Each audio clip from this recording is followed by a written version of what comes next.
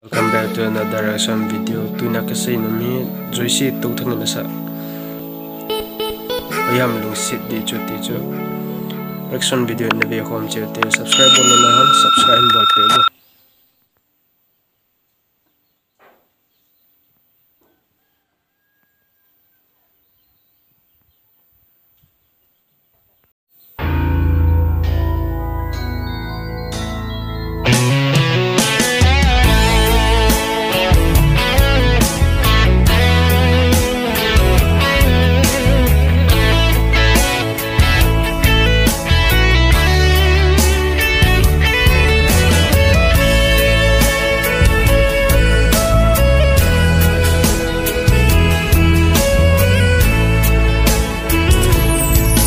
Hoi hầm lùng xe đi chu hoi hầm ngày lút bút linh mi he mà kỳ ngày na in gan nang vai hồ mê lùng xe ngày lút đi chu Jesus Christa ahin na apal ni khai no na dam se lung xích sang bên ngay lút sang bên rose na apo trên mê lên dĩ xuống gim thôi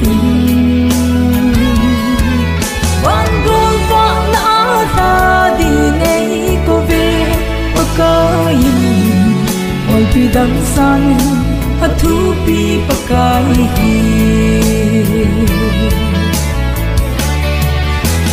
ngol phi ding lung se ngày luôn nan na hin ko noi mi gam na tu ding ni khat le na ka ding na ngày fen na sen ji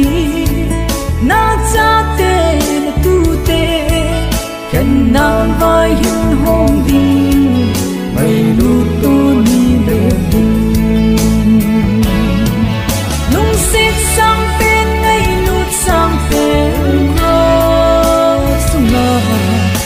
một trên lệ lên dĩ xuống gim thôi van gol va na ta đi ngay cô về ở cái ngồi pi đắng san a thu pi pakai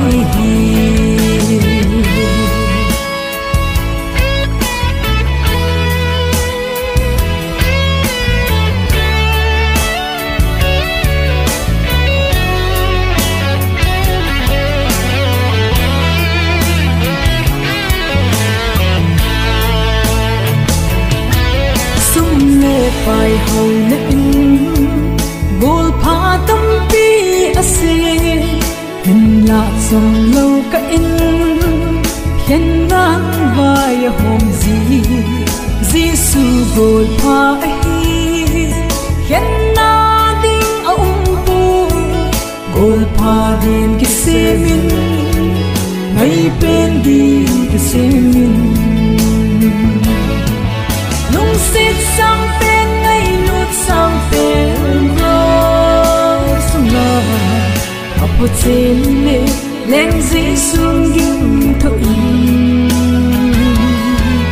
van gol va na ta đi ngay cô về ở cái ngồi pi đắng san a thu pi pakai lung xích sang bên ngay lút sang bên rose na apo trên mê lên dĩ xuống gim thôi van gol va na ta đi ngay cô về ở cái ngồi pi đắng san a thu pi pakai